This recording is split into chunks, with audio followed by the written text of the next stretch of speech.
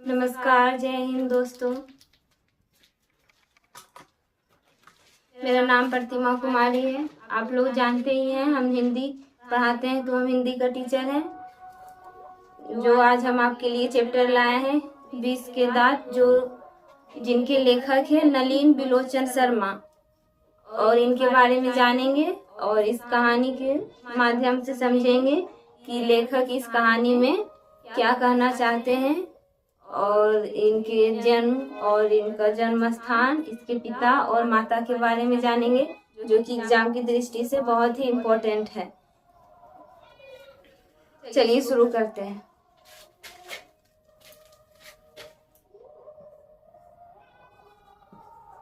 बीस के दांत, यह कहानी है।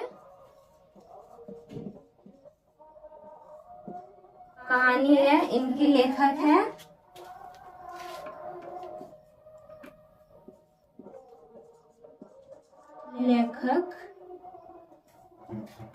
नलिन बिलोचन शर्मा। नलिन बिलोचन शर्मा, 20 के दांत।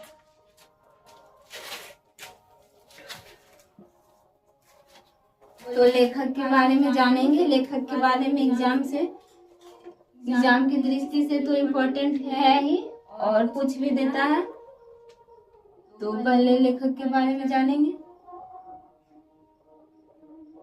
जन्म, मेरे साथ साथ आप लोग भी नोट्स बनाते जाइए। 18 फरवरी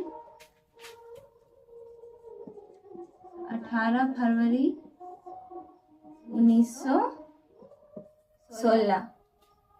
और जन्म स्थान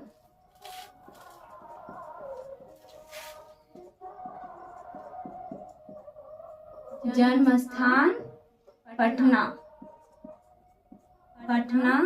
के बदरघाट, बंदर नहीं बदरघाट,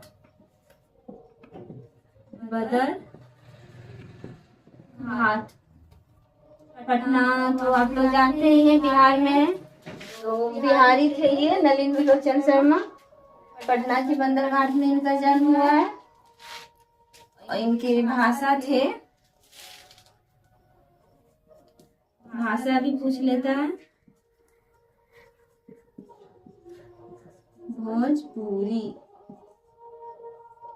भोजपुरी इनके भाषा थे। और इनके पिता का नाम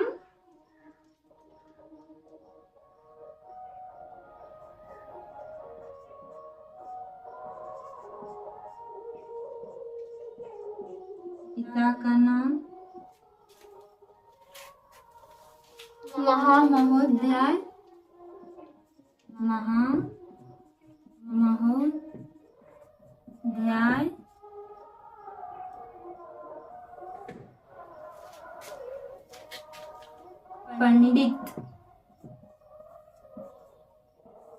पंडित रामातार शर्मा। महामहोदय पंडित रामातार शर्मा, ये इनके पिता थे। इनका माता रत्नावती शर्मा।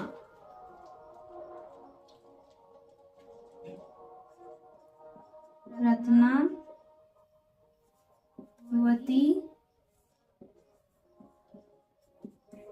शर्मा। 20 के दांत ये कहानी है। इनके लेखक है नलिन बिलोचन शर्मा। और इनका जन्म है 18 फरवरी 1916। और इनका जन्म स्थान पटना के बंदरघाट, और भाषा इनका भोजपुरी है। और पिता का नाम महामहोदय पंडित रामातार शर्मा, और माता का नाम है रत्नावती शर्मा। और इनके कुछ प्रमुख उपन्यास हैं, जैसे प्रमुख रचनाएं भी बोल सकते हैं।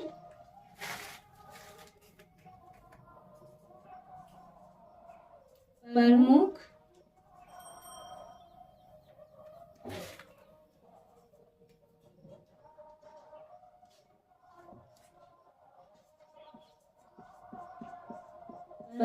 रचनाएं। दृष्टिकोण साहित्य का इतिहास दर्शन। दृष्टिकोण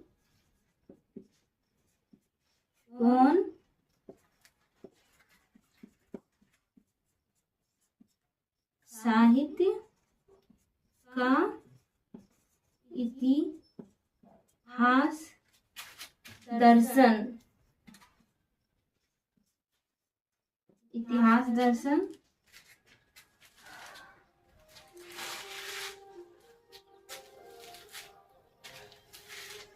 मानदंड प्रेमचंद।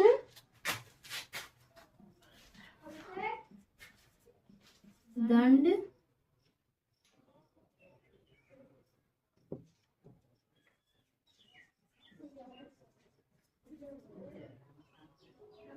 प्रेमचंद। यह उपन्यास है।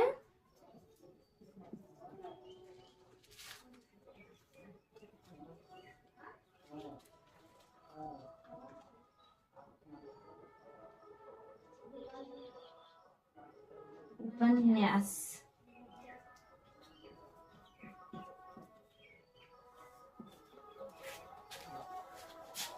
प्रमुख रचनाएं दृष्टिकोण। और भी इनकी रचनाएं हैं, लेकिन जो एग्जाम में पूछे जाते हैं हम आपको वही पढ़ाएंगे। तो प्रमुख रचना दृष्टिकोण साहित्य का इतिहास दर्शन, मानदंड और प्रेमचंद। प्रेमचंद ये उपन्यास है। और भी इनका है संत परंपरा और साहित्य।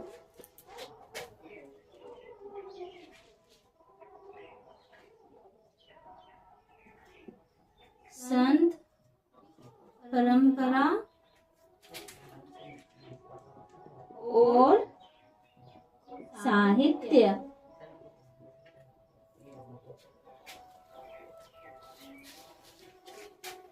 और ये कहानी है 20 के दांत। ये एक बुक से लिया गया है, ग्रंथ से, किताब से। 20 के दांत एवं अन्य कहानी नामक पुस्तक से लिया गया है।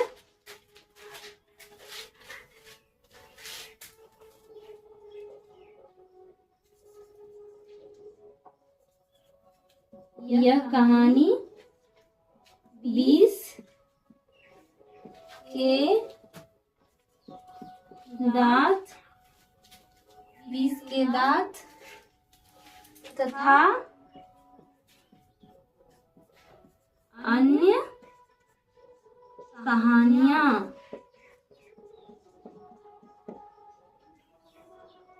कहानियां नामक पुस्तक से लिया गया है। और इनका मृत्यु हुआ था 12 फरवरी 1961।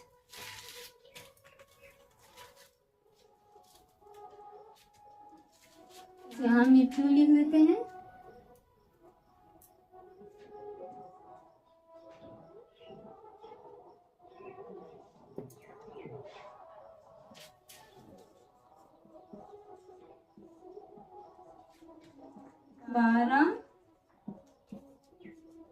फरवरी 1961 में इनकी मृत्यु हो गए थे। और ये इनके बारे में कुछ जाने, जो कि ज्यादा कुछ नहीं, जो एग्जाम में पूछा जाता है वही हम आपको बता रहे हैं। ज्यादा जानने से भी कोई फायदा नहीं है। तो ये कहानी में 20 के दांत में जानते हैं क्या क्या है। तो सेन साहब थे। सेन साहब, जो सेठ साहब जिसको हम बोलते हैं, वही सेन साहब थे। एक नई मोटर कार इन्होंने एक नई कार खरीदी थी, जो सामने बरसाती में खड़ी है। इसका रंग काला है। काली चमकती हुई स्ट्रीमर इंड जैसे कोयल घोंसले में की कब उड़ जाए। लेखक कहते हैं सेन साहब ने नई मोटर कार बंगले के सामने बरसाती में खड़ी है। इसका रंग काला है और जैसे मोटर पे चढ़ने के बाद जैसे उड़ जाते हैं, कहीं भी चल जाते हैं तुरंत से स्पीड में, वही इसमें बताए हैं। तो चलिए आगे और जानते हैं। सेन साहब को इस कार पर बहुत ही नाज है। सेन साहब को इस कार पर नाज है। बिल्कुल नई मॉडल 7,500 में आई है। कभी कभी क्वेश्चन आ जाते हैं कि 20 के दांत में जो है सेन साहब, उन्होंने कार कितने में खरीदी? तो आप लोग बोलिएगा, लिखिएगा 7,500 में। काला रंग चमक ऐसी कि मुंह देखकर देख लो, कहीं पर एक धब्बा दिख जाए तो क्लीनर और सोफर की सामत समझो। सोफर, क्लीनर और सोफर। क्लीनर मतलब जो साफ करता है गाड़ी को, सोफर मतलब ड्राइवर। अगर गाड़ी में जरा सा भी धब्बा दिख जाए तो क्लीनर और सोफर की सामत हो जाती थी।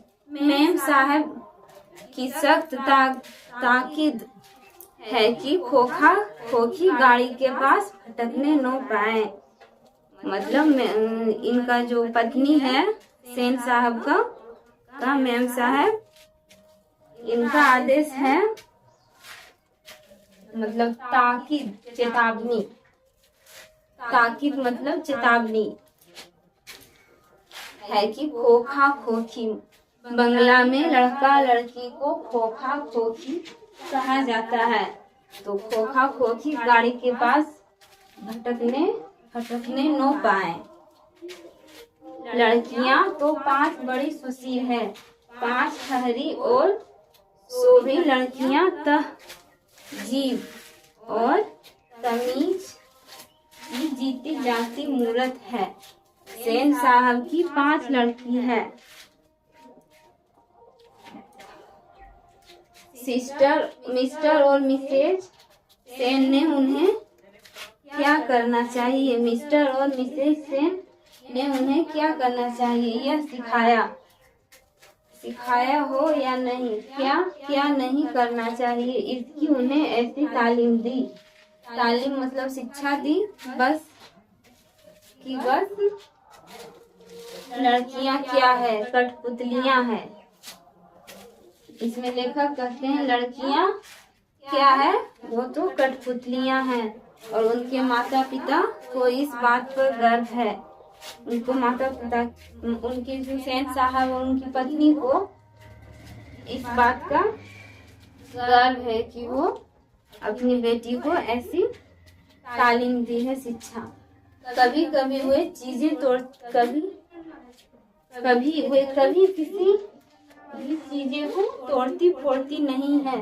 वे दौड़ती है और खेलती है। सिर्फ शाम के वक्त वो किसी भी चीज को, जो सेन साहब की जो लड़की है, 5 लड़की, वो किसी भी चीज को तोड़ती फोड़ती नहीं है। सिर्फ शाम के समय ही खेलती है और दौड़ती है। और चूंकि उन्हें यह सिखाया गया है कि बातें उनकी सेहत के लिए जरूरी है, ये बातें उनकी सेहत के लिए जरूरी है, वे ऐसी मुस्कुराहट अपने होठों पर ला सकती है कि सोसाइटी के तरीकाएं भी उनसे कुछ सीखना चाहे। मतलब सोसाइटी मतलब समाज के लड़कियां बाकी उनसे ऐसी सीखनी चाहिए, ये लेखक कहते हैं। तो सीख ले। और उन्हें खिलखिलाकर किलकारी मारते हुए किसी ने सुना नहीं। सेन परिवार की मुलाकाती रस के साथ अपने शरारती बच्चों से सीज कर कहते हैं। एक तुम लोग हो और मिसेज सेन की लड़कियां हैं।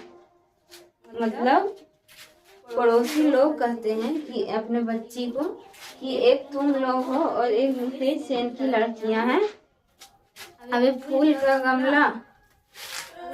गमला तोड़ने के लिए बना है। तुम लोगों के हमारे घर में कुछ भी नहीं रह सकता है। सोसाइटी के लोग अपनी बेटी को कहते हैं।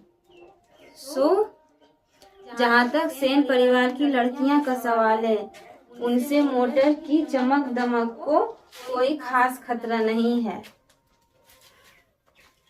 लेकिन खोखा भी तो है। खोखा जो कि एक सबसे छोटा है। सेन साहब के घर में खोखा जो कि उनका बेटा है, वो सबसे छोटा है। खोखा ना उम्मीद बुढ़ापे की आंखों का तारा है। जो खोखा है ना उम्मीद बुढ़ापे की आंखों की तारा है। मतलब उनसे कोई उम्मीद नहीं है। यह नहीं कि मिसेज सेन अपना और बुढ़ापे का कोई ताल्लुक किसी हालत में मानने को तैयार हो। और सेन साहब तो सचमुच बूढ़े नहीं लगते। लेकिन मानने लगे तो बात छोड़िए। हकीकत तो यह है कि खोखा आविर्भाव तब जाकर हुआ था। आविर्भाव जब उसकी कोई उम्मीद दोनों को बाकी नहीं रह गई थी। मतलब लेखक कह रहा है कि ये जो सेन साहब का बेटा है खोखा, 5 लड़की के बाद इनका जन्म हुआ है। जब इन सेन साहब को और इनकी पत्नी को कोई उम्मीद नहीं थी कि हमारा भी एक बेटा होगा, तब जाके ये हुआ है। खोखा जीवन के नियमों का अपवाद था। यह अस्वाभाविक नहीं था कि वो घर के नियमों का भी अपवाद हो। मतलब किसी नियम को वो नहीं मानता था। खोखा नहीं मानता था। इस तरह मोटर को कोई खतरा हो सकता था तो खोखा से ही। लेखक कह रहा है कि जो खोखा है ये घर के नियमों को अपवाद मानता था, घर के नियमों को नहीं समझता था और इनसे मोटर कार को भी खतरा था। बात ऐसी थी कि सीमा, रजनी, आलो, शेफाली, आरती, सेन साहब की 5 बेटियां थी। सीमा, जिसका नाम है सीमा, रजनी, ओलो, शेफाली, आरती, 5 हुई थी। कभी कभी एग्जाम में इनके 5 लड़कियों के नाम पूछ लेते हैं, तो नाम भी आप लोगों को याद रखना है।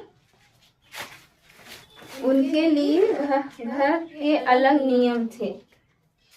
उनका जो 5 बेटी थी उनके लिए घर के अलग नियम थे। दूसरी तरह की शिक्षा थी, उनके लिए दूसरी तरह की शिक्षा थी। और खोखा के लिए अलग दूसरी, मतलब उनका घर में बेटा के लिए अलग शिक्षा थी और बेटी के लिए अलग शिक्षा थी। कहने के लिए तो सेनों का कहना था कि खोखा आखिर अपने बाप का बेटा ठहरा है। लेखक कहता है कि खोखा आखिर अपने बाप का बेटा है। एक बेटा है, बहुत लाडला है, इसलिए उसे तो इंजीनियर होना चाहिए। अभी से ही उसमें उसके लक्षण दिखाई पड़ते हैं। खोखा में इंजीनियर के, लेखक कह रहा है, खोखा में अभी से ही इंजीनियर के लक्षण दिखाई पड़ते हैं। इसलिए ट्रेनिंग भी उसे वैसी ही दी जा रही थी। बात यह है कि खोखा दुर्ललित स्वभाव के अनुसार सेनों के सिद्धांत को भी बदल लिया था। दुर्ललित स्वभाव के अनुसार मतलब लाड प्यार में बिगड़ा हुआ, इसका अर्थ यही होगा। सिद्धांतों को भी बदल दिया था।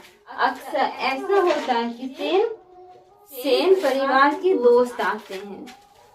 एक दिन सेन साहब के घर में सेन परिवार के दोस्त आते हैं। भड़कीली ड्राइंग रूम में बैठते हैं और बातचीत के लिए विषय का अभाव होने पर चर्चा निकल पड़ती है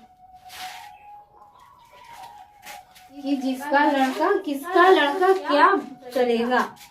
मतलब जैसे कि हमारे घर में भी देखते होंगे आप लोग कि हमारे पापा के दोस्त आते हैं, तो कभी कभी पापा लोग भी आपस में बोलते हैं कि इनका बेटा क्या बनेगा। तो उसी तरह से सेन साहब के घर में उनके दोस्त आए थे, तो बात पे ही बात उठ गया कि इनका बेटा क्या बनेगा।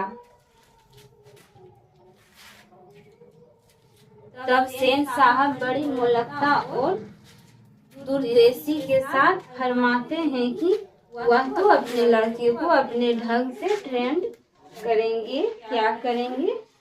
ट्रेंड करेंगे। करेंगे क्या? वो कर रहे हैं। आजकल की पढ़ाई लिखाई तो फिजूल है। मतलब सेन साहब कहते हैं कि आजकल की तो पढ़ाई लिखाई फिजूल है।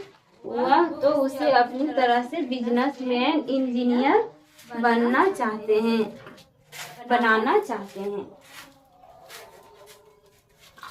अब देखिए सेन साहब कहते हैं खोखा 5 साल का हो रहा है। लोग कहते हैं उसे किडन गार्डन स्कूल में भेज दो। मतलब सेन साहब के आसपास ही एक स्कूल है जिसका नाम है किडन गार्डन। वही कहते हैं कि उन्हें किडन गार्डन स्कूल में भेज दो। लेकिन मैंने अभी यह इंतजाम किया है कि कारखाने का बढ़ई मिस्त्री 2-1 घंटे के लिए आकर उनसे कुछ ठोक पीट किया करे। इंजीनियर बनने के लिए सेन साहब को कहना है इंजीनियर बनने के लिए स्कूल से ज्यादा जरूरी है कि अभी से ही उसको औजार दे दो और ठोक ठाक करवाओ। इससे बच्चों की उंगलियों में अभी से औजार का वाकिफ हो जाएगी। मतलब अभी से वो ठोक ठाक करेगा तो उसका हाथ में औजार का वाकिफ हो जाएगा। मतलब औजार का पहचान हो जाएगा। हिंदुस्तानी लोग यही नहीं समझते हैं। सेन साहब को कहना है कि हिंदुस्तानी लोग ये नहीं समझते हैं। एक दिन का वाकया है कि ड्राइंग रूम में सेन साहब की कुछ दोस्त गपशप कर रहे थे। उसमें एक साहब साधारण हैसियत के अखबारन 20 थे। साधारण हैसियत के अखबारन 20 थे। अखबारन 20 मतलब पत्रकार।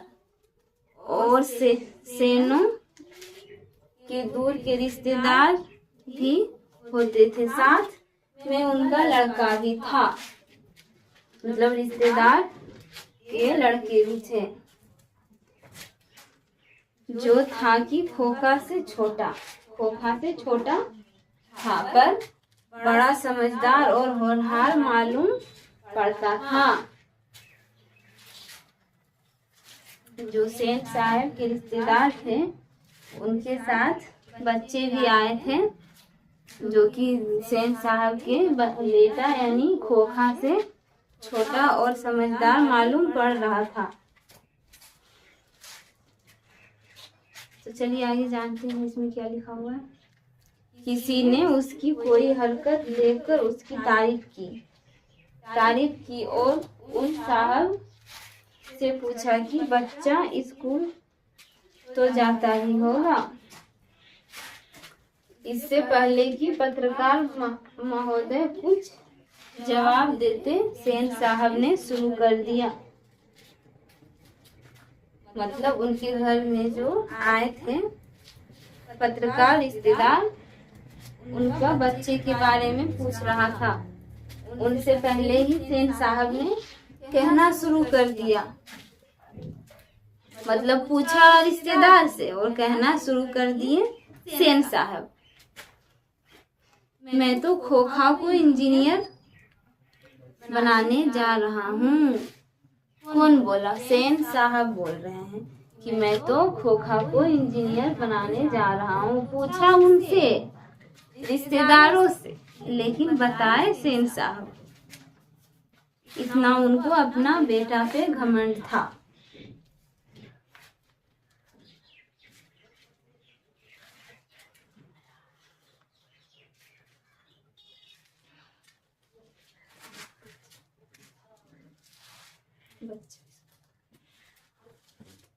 इंजीनियर बनाने जा रहा हूँ, और वही बातें दोहरा कर वे थकते नहीं थे। मतलब इतना तारीफ करते थे कि वो थकते नहीं थे। पत्रकार महोदय चुप चाप मुस्कुराते रहे। जब उनसे फिर पूछा गया कि अपने बच्चे के विषय में उनका क्या ख्याल है, तब उन्होंने कहा, मैं चाहता हूँ कि वह जेंटलमैन जरूर बने और जो कुछ बने उनका नाम हो, उसे पूरी आजादी रहेगी। सेन साहब इस उत्तर के शिष्ट और प्रचंड व्यंग पर ऐठ कर रह गए। मतलब सेन साहब के घर में जो पत्रकार आए थे वो कहते अपने बेटे के बारे में कह रहे थे कि मैं चाहता हूँ कि वो जेंटलमैन जरूर बने, लेकिन वो अपने ढंग से अपने जिंदगी को जिए। इतना सुने सेन साहब तो वो ऐठ कर ही रह गए। तभी बाहर शोरगुल सुनकर सेन साहब उठने लगे, तो उनके मित्र भी जानने की इच्छा प्रकट की उन्हीं के साथ बाहर आए। सेन साहब का सोफर एक औरत से उलझ रहा था। सेन साहब का सोफर मतलब ड्राइवर, जो कि एक औरत से उलझ रहा था। औरत जो था वो मदन का माँ था। सेन साहब को देखकर औरत सहम गई। सोफर ने साहब की ओर बढ़कर अदब के साथ कहा, देखिए साहब, मदन गाड़ी को छू रहा था। सोफर कहता है उनका ड्राइवर, देखिए साहब, मदन आपकी गाड़ी को छू रहा था, गाड़ी गंदी हो जाती, मैंने मना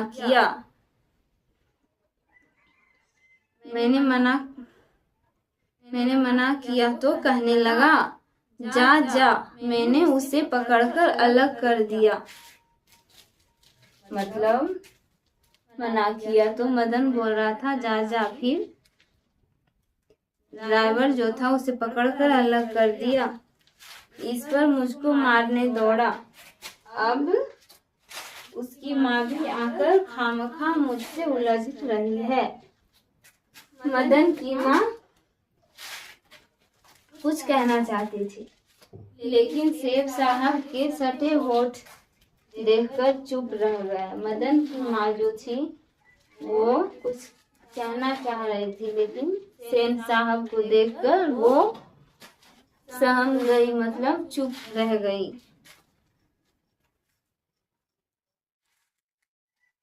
सेन साहब ने बड़े संयत और कठोर स्वर में कहा, मदन की माँ, मदन को ले जाओ और देखना फिर से ऐसी हरकत न करे। मदन की माँ अपने बच्चों के बाएं घुटने से निकलते हुए खून को पोंछती हुई चली गई।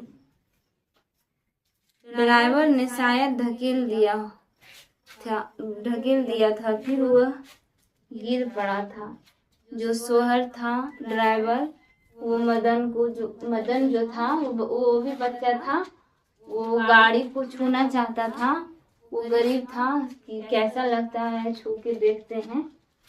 तो छूने के लिए आगे बढ़ा, ड्राइवर ने उसे धकेल दिया, धक्का मार दिया, उसके घुटने छिल गए, बाएं घुटने, और खून भी निकलने लगे। तो चलिए आगे जानते हैं लेखक और क्या लिखे हैं। ठीक इसी वक्त मोटर के पीछे खटखट की आवाज सुनकर सेन साहब लपके। ये तो एग्जाम में आ भी चुका है, बहुत बार आया है कि मोटर मतलब खटखट की आवाज किधर से आई। तो इसका आंसर होगा मोटर की आवाज पीछे से, खटखट मोटर की आवाज पीछे से आई। यह सुनकर सेन साहब लपके, सोफर भी दौड़ा। लोग सीढ़ियां से उतरकर अपनी अपनी गाड़ियों की ओर चले। सभी ने देखा सेन साहब खोखा को गोद में लेकर उसे हल्की मुस्कुराहट से डांट रहे हैं और मोटर की पिछली बत्ती का लाल शीशा चकनाचूर हो गया।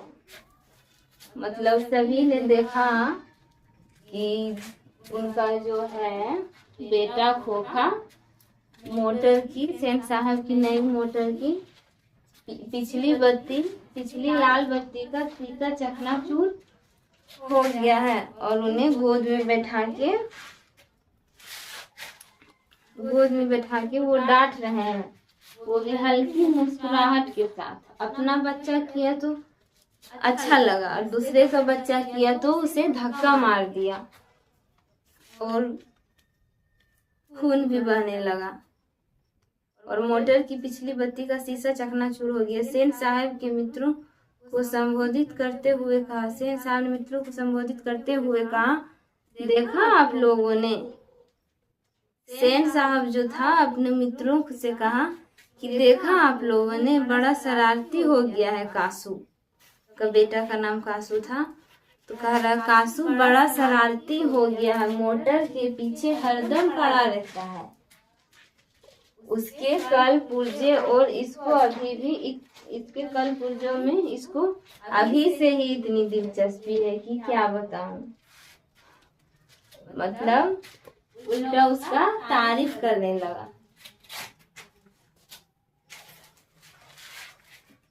उनका बुराई करने छोड़ उनका तारीफ करने लगा। शायद देखना चाह रहा था कि इस बत्ती के अंदर में क्या है।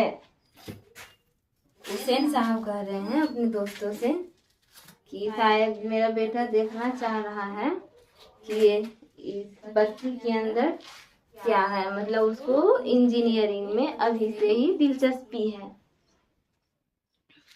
सेन साहब खोखा को जमीन पर रखकर अपने दोस्तों के साथ उनकी कार की ओर चले।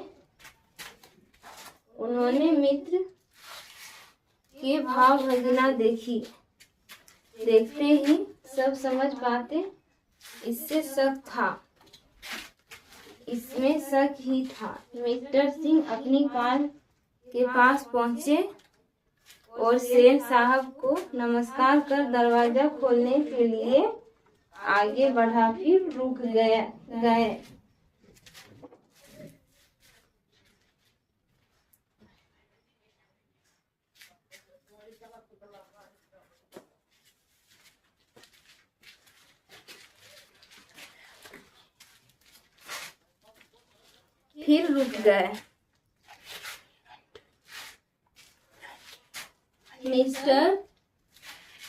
मिस्टर सिंह अपनी कार के पास पहुंचे और सेन साहब को नमस्कार कर दरवाजा खोलने के लिए बढ़े, फिर रुके। उनकी निगाह अचानक ही अगले चक्के पर गई। मतलब उनके जो दोस्त थे, मिस्टर सिंह अपनी कार के पास पहुंचे, दरवाजा खोले तो उनकी नजर कार के अगले चक्के पर गई। तो उन्होंने देखा, क्या देखा चलिए जानते हैं। टायर बिल्कुल बैठा था, टायर जो था आगे वाला टायर बिल्कुल बैठा था, शायद पंचर हो गया था। सेन साहब भी आगे बढ़े और कुछ झिझकते हुए बोले, कहीं ऐसा तो नहीं कि कासू ने हवा निकाल दी हो। ड्राइवर जरा रुको, चक्कों को जरा दूसरों चक्कों को भी देख लो कि पंप और पंप ले आकर हवा भर दो। और हाँ, कुर्सियां लॉन में लगवा दो, तब तक हम यहाँ बैठते हैं। इनके जो थे दोस्त मिस्टर सिंह, इनका कार का हवा ये कासू निकाल दिया था। इन्होंने ड्राइवर को बोला, ड्राइवर तुम पंप से हवा भर दो टायर में और कुर्सी बाहर में लगवा दो, हम तब तक बैठते हैं। ड्राइवर ने एक कार का चक्कर लगाकर सूचना दी, दूसरी और पीछे के चक्के की भी हवा निकली हुई थी। काम तो कासू बाबू का ही मालूम पड़ रहा है, मतलब अपना बच्चा करे तो बाबू बोल रहा है। इतना गलती करने के बाद भी उसको लाड प्यार सब करता था कि गलती करने के बाद भी उसे बाबू बोल रहा है। इधर ही खेल रहे थे। शोफर ने बताया और पंप लाने चला गया। इतना बोल के कि काम तो कासू बाबू का ही मालूम पड़ रहा है, इधर ही खेल रहा था। इतना बोल कर शोफर जो था ड्राइवर, वो पंप लाने चला गया। मुखर्जी साहब की गाड़ी सकुशल थी और वह अपने और पत्रकार महोदय के परिवार साथ चलते बने। सेन साहब और मिस्टर सिंह लॉन की कुर्सियां पर बैठकर बातें कर रहे थे। बातों के सिलसिलों में सेन साहब ने बतलाया कि कासू ने इधर के चक्कों से हवा निकाल की हिकमत जान ली और मौका मिलते ही शरारत कर गुजरता है। हिकमत मतलब निकालने का जो तरीका था उसको कासू को मालूम पड़ गया था और वो हमेशा ऐसा ही करते रहता था।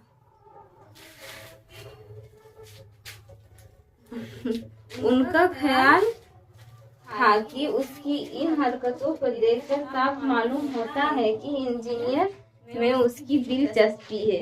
कितना तारीफ कर रहा था अपना बेटा का। वो गलती भी करे तो सेन साहब को मालूम पड़ता था कि मेरा बेटा को इंजीनियर में कितनी दिलचस्पी है। और मिस्टर सिंह रुखसत नहीं हो गए। सेन साहब अंदर लौटे और लैला को मदन के पिता गिरधरलाल को, जो उनकी फैक्ट्री के किरानी था। गिरधरलाल जो था वो गरीब था, उसके फैक्ट्री में किरानी करता था। जो गिरधरलाल जो मदन के पिता थे, उन्हीं का नाम है गिरधरलाल। मदन का पिता उनकी फैक्ट्री में किरानी करता था और अहाते के एक कोने में आउट हाउस में रहता था। बुला लाने का हुक्म दिया था। सेन साहब जो थे मदन के पिता को, गिरधरलाल को, जो कि उनके यहाँ किरानी के काम करते थे, उनको बुलाने का हुक्म दिया। गिरधरलाल आया और सेन साहब के सामने सिर झुकाकर खड़ी हो गया। गिरधरलाल आया और सेन साहब के सामने एकदम सिर झुका के खड़ी हो गया कि हमको क्यों बुलाए हैं, हमसे क्या गलती हो गई। जैसे खून के जुर्म में कैदी जज के सामने खड़ा हो जाता है। मतलब इतना वो सख्त से रखते थे कि जैसे कोई खून करता है तो जज के सामने एकदम सिर झुका के खड़ा हो जाता है। सेन साहब ने ठंडी बेलोस आवाज में कहना शुरू किया। सेन साहब जो थे ठंडी बेलोस आवाज में कहना शुरू किया, देखो गिरधर, मदन आजकल बहुत शौक हो गया है। मतलब मदन का आजकल बहुत शौक हो गया है। मैं तुम्हारी और उसकी भलाई चाहता हूँ। गाड़ी को गंदा किया हुआ अलग है। मना करने पर ड्राइवर को मारने दौड़ा। मेरे सामने भी डरने के बदले उसकी ओर झपटता रहा। मतलब मेरे सामने डरने के बजाय ड्राइवर से झपटता रहा। मदन का शिकायत कर रहा था उसके पिता से, गिरधर लाल से, कि तुम्हारा बेटा मेरा गाड़ी को छूने का कोशिश किया और डांटने पे भी मारने के लिए झपटा। ऐसे ही लड़की आगे चलकर गुंडे, चोर और डाकू बनते हैं। मतलब उनका बेटा शीशा तोड़ दे, गाड़ी तोड़ दे, टायर भी पंचर कर दे, हवा भी निकाल दे, तो सेन साहब को लगता था कि मेरा बेटा आगे चल के इंजीनियर बनेगा। और दूसरे का बच्चा छुए तो उनको लगता था कि ये चोर गुंडा बनेगा।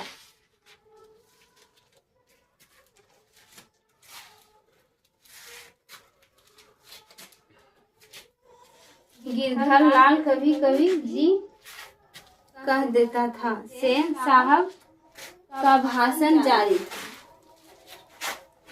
उसकी हालत क्या होती तुम जानते ही हो। उसे संभालने की कोशिश करो। फिर ऐसी बात हुई तो अच्छा नहीं होगा। तुम जा सकते हो। सेन साहब कहता है कि फिर ऐसा दोबारा नहीं होना चाहिए। उसे संभालने का कोशिश करो। तो चलिए आगे जानते हैं क्या लिखे हैं लेखक। उस रात गिरधर लाल के क्वार्टर में आते हुए मदन के चित्कार से सेनों को आरामदेह शयनागार गूंज गया। आराम में खलल पड़ने से कुछ झुंझला कर पिता सेन ने धर्म पत्नी से बड़ी समझदारी की बात की। गिरधर खुद समझदार आदमी है। उसकी बीवी ने ही लड़के को बिगाड़ दिया। मतलब ये सेन साहब जो थे वो अपनी पत्नी से बोल रहे थे कि गिरधर लाल बहुत समझदार आदमी है। उनकी पत्नी ही उनके बेटे मदन को बिगाड़ रही है।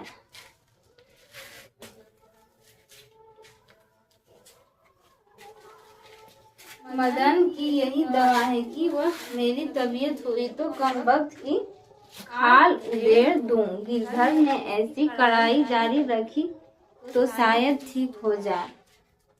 Spare the rod and spoil the child कहते हैं ये सेन साहब।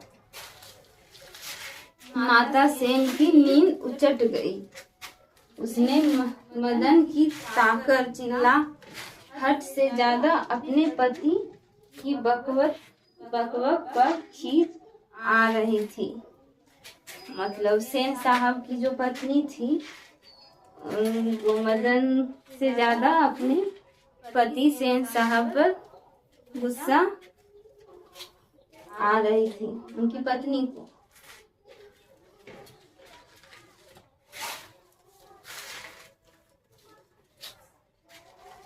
भिखमंगा कहीं का खोखा की बराबरी करता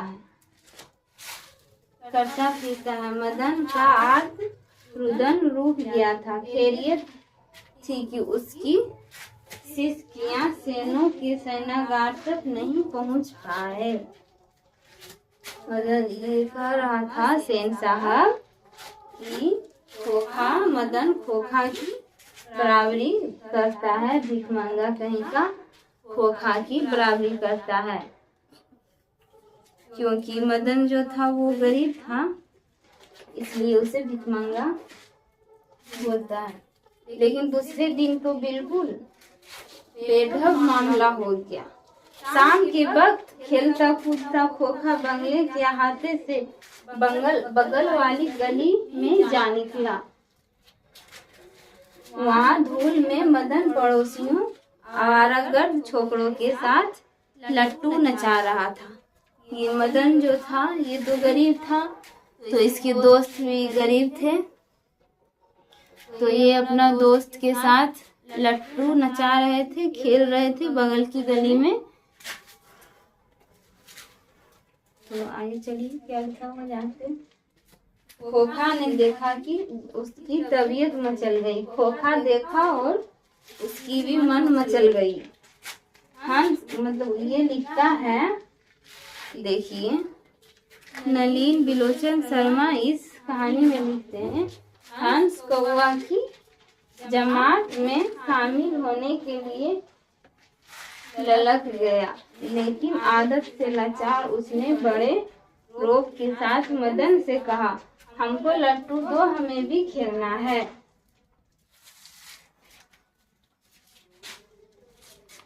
खोखा जो था वो मदन से बोल रहा था, हमको लट्टू दो, हमें भी खेलना है।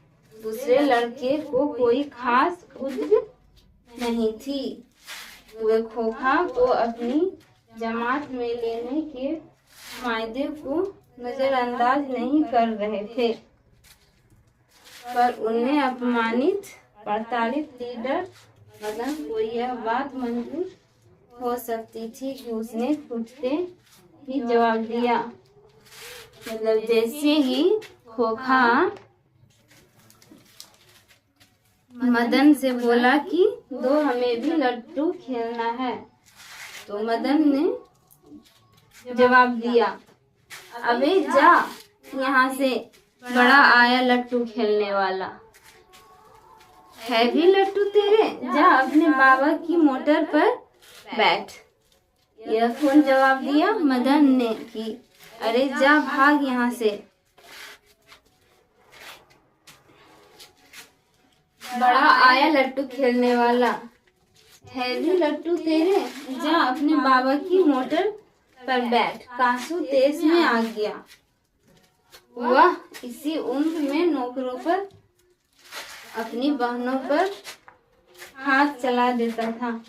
कासू छोटा था, फिर भी वो अपनी बहने पे, नौकरों पे हाथ उठा देता था, मतलब पीट देता था, मार देता था, जो भी कह सकते हैं। और क्या मजाल कि उसे कोई कुछ कर दे। उसने आव देखा नौताब देखा, मदन को एक भूसा रसीद कर दिया। मतलब खोखा जो था मदन को एक भूसा एकदम से दे दिया। न आव देखा न ताव देखा। चोर गुंडा डाकू होने वाला मदन भी कब मानने वाला था। तो चोर गुंडा डाकू बोले थे खोखा के पिता, इसलिए लेखक उसमें लिखता है, चोर गुंडा डाकू होने वाला मदन भी कब मानने वाला था। वह झट कासू पर टूट पड़ा। दूसरे लड़के जरा हट के या युद्ध का मजा लेने लगा। जो और भी बच्चा जो साथ में उसका खेल रहा था, वह दोनों मदन का और कासू का लड़ाई देख रहा था। मतलब लड़ाई का मजा ले रहा था। लेकिन लड़ाई हड्डी और मांस की, मतलब हड्डी और मांस की, मतलब गरीब और अमीर की। बंगले के पिल्ले और गली के कुत्ते की लड़ाई। मतलब बंगले के पिल्ले और गली के कुत्ते। बंगले के पिल्ले में लेखक लिखा है, बंगले के पिल्ले और गली के कुत्ते। पिल्ला मतलब आप लोग जानते होंगे, नहीं जानते हैं फिर भी बता देते हैं। पिल्ला मतलब कुत्ता का बच्चा को पिल्ला, और गली का कुत्ता कुत्ता। तो इन दोनों का लड़ाई होता है तो गली का कुत्ता ही जीतता है।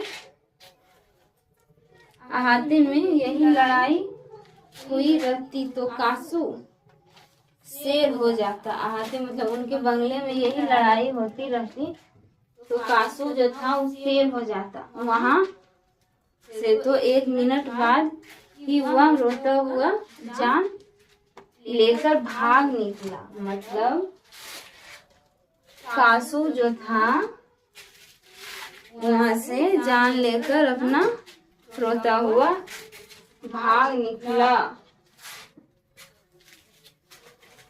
महल और झोपड़ी की लड़ाई में अक्सर महल वाले ही जीतते हैं।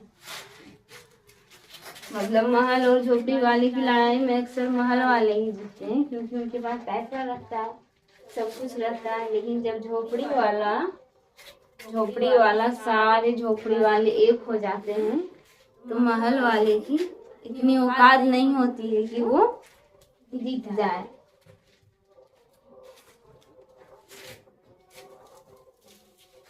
लेकिन बच्चा को इतना अक्ल कहाँ, उन्होंने तो अपनी लीडर की मदद की। मतलब उनका जो मदन का जो दोस्त था उनको इतना अक्ल नहीं था कि हम अपने लीडर की मदद कर सके। नो अपने माता पिता के मालिक के लाडले की थी। हाँ, लड़ाई खत्म हो जाने के तुरंत ही हमसे हुए तितर बितर हो गए। मदन घर नहीं लौटा। मतलब लड़ाई खत्म हुआ, सारे बच्चे इधर उधर हो गए, सब अपने अपने घर चले गए। मदन जो इतना बड़ा ये कांड किया हुआ था, इसको कासू को मारा था, उसके दांत भी तोड़ दिए थे। इसी डर से वो घर नहीं जा रहे थे, घर नहीं लौटा। लेकिन जाता ही कहाँ, 8-9 बजे तक इधर उधर मारा फिरता रहा। फिर भूख लगी तो गली के दरवाजे से आहिस्ता आहिस्ता घर में घुसा। मतलब मदन गली के दरवाजे से आहिस्ता आहिस्ता धीरे धीरे अपने घर में घुसा। किसी को मालूम नहीं पड़ा। उसके लिए मार खाना मामूली बात थी। मदन गरीब लड़का था, गरीब का बच्चा तो देखते ही होंगे, उसके लिए मार खाना डांट सुनना मामूली सी बात होती है।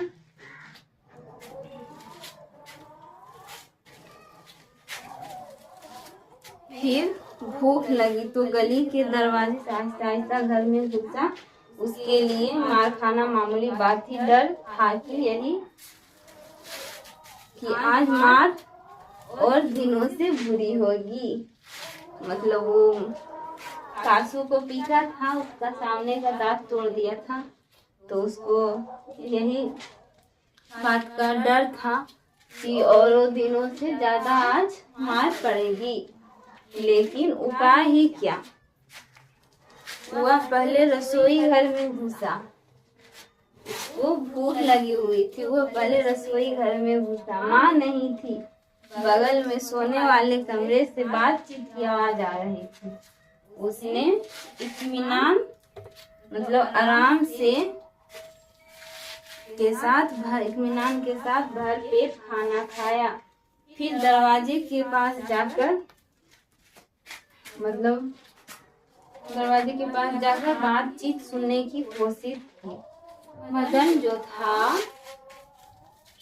उसे भूख लगा हुआ था, वो पहले अपने रसोई घर में गया, फिर खाना खाया, फिर इत्मीनान से खाना खाया, फिर सोने वाले कमरे से बातचीत की आवाज सुनाई दे रही थी। वो बातचीत सुनने की कोशिश करने लगा। उसे बड़ा ताज्जुब हुआ कि उसके बापू तरज नहीं रहे थे। उसकी अम्मा ने कोई बात नहीं पूछी जिसे वह ठीक से सुन नहीं सका तो उसके बापू ने झल्ला कर कहा, अरे भाई, बतलाया तो साहब ने यही कहा, आज से तुम्हारी कोई जरूरत नहीं। मतलब मदन के जो मम्मी पापा थे वो आपस में बातचीत कर रहे थे कि उनका जो मालिक मदन के पापा से बोला कि आज के बाद से तुम्हारा कोई काम नहीं है।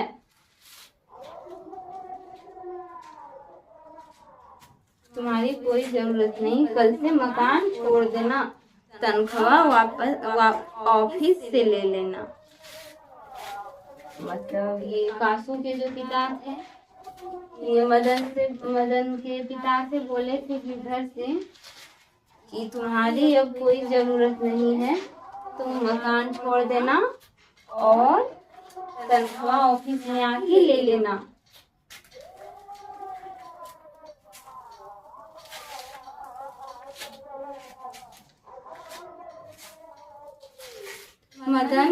मदन के काम की कोई बात नहीं हो रही थी। उसकी सजा की तजवीज होती रहती तो सुनने की कोशिश भी करता। मतलब मदन की कोई बात नहीं हो रही थी, इसलिए वह उतना नहीं सुना। दबे पांव से वह सोने जा रहा था चारपाई पे। मदन जो था दबे पांव से धीरे धीरे अंधेरे में सोने जा रहा था चारपाई पे। तो अंधेरे में उसका पैर लोटे से लग गया। उसका पैर था, अंधेरे में जा रहा था तो उसका अंधेरे में दिखाई नहीं पड़ रहा था, उसका पैर जो था लोटे से लग गया और ठन ठन लोटे की आवाज, ठन ठन की आवाज सुनकर गिरधर बाहर निकला। मदन की अम्मा भी उसके साथ थी। मदन चौंक कर घुमा और मार खाने की तैयारी में छाती को अपने हाथों से बांधकर खड़ा हो गया। मदन जो था लोटे से उसका पैर टकरा गया तो ठन ठन की आवाज सुनकर उसके पिताजी बाहर निकले। तो मदन ऐसे करके एकदम ऐसे करके खड़ा हो गया, मार खाने की तैयारी में छाती वो अपने हाथों से बांध कर खड़ा हो गया।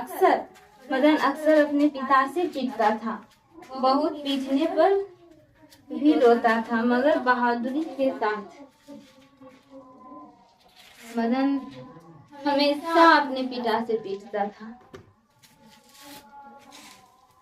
और बहुत पीटने पर रोता था। गिरधर निस्सहाय निष्ठुर के साथ मदन की ओर बढ़ा।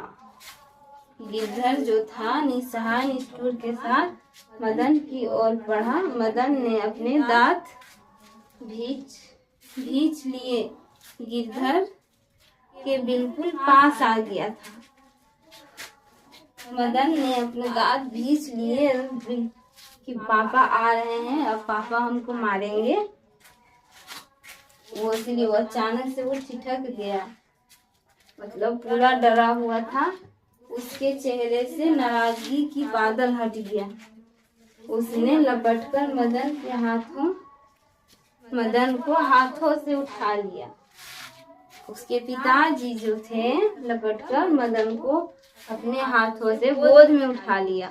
मदन हक्का बक्का अपने पिता को देखकर हो रहा था। मदन मतलब हक्का बक्का अपने पिता को देखकर हो रहा था।